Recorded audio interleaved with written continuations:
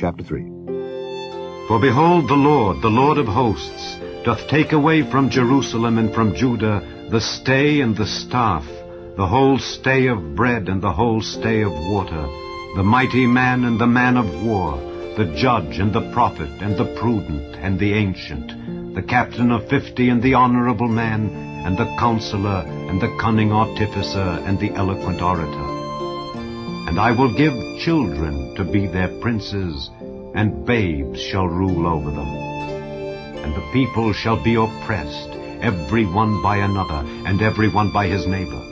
The child shall behave himself proudly against the ancient, and the base against the honorable. When a man shall take hold of his brother of the house of his father, saying, Thou hast clothing, be thou our ruler, and let this ruin be under thy hand, in that day shall he swear, saying, I will not be an healer, for in my house is neither bread nor clothing. Make me not a ruler of the people. For Jerusalem is ruined, and Judah is fallen, because their tongue and their doings are against the Lord, to provoke the eyes of his glory.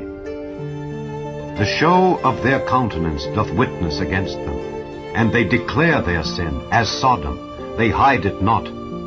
Woe unto their soul, for they have rewarded evil unto themselves.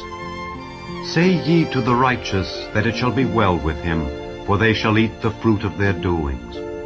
Woe unto the wicked, it shall be ill with him, for the reward of his hand shall be given him. As for my people, children are their oppressors, and women rule over them.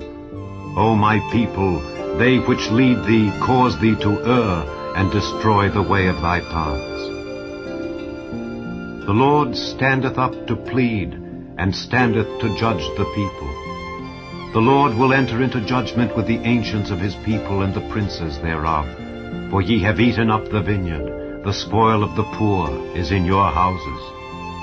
What mean ye, that ye beat my people to pieces, and grind the faces of the poor, saith the Lord God of hosts?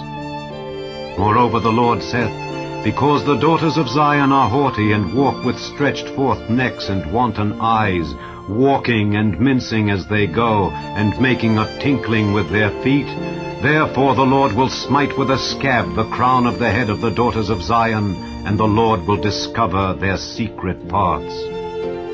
In that day the Lord will take away the bravery of their tinkling ornaments about their feet, and their cords, and their round tires like the moon, the chains and the bracelets and the mufflers, the bonnets and the ornaments of the legs and the headbands, and the tablets and the earrings, the rings and nose jewels, the changeable suits of apparel, and the mantles and the wimples and the crisping pins, the glasses and the fine linen and the hoods and the veils.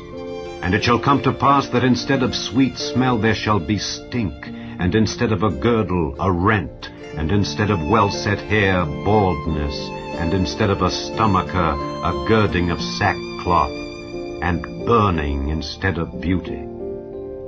Thy men shall fall by the sword, and thy mighty in the war. And her gates shall lament and mourn, and she being desolate shall sit upon the ground.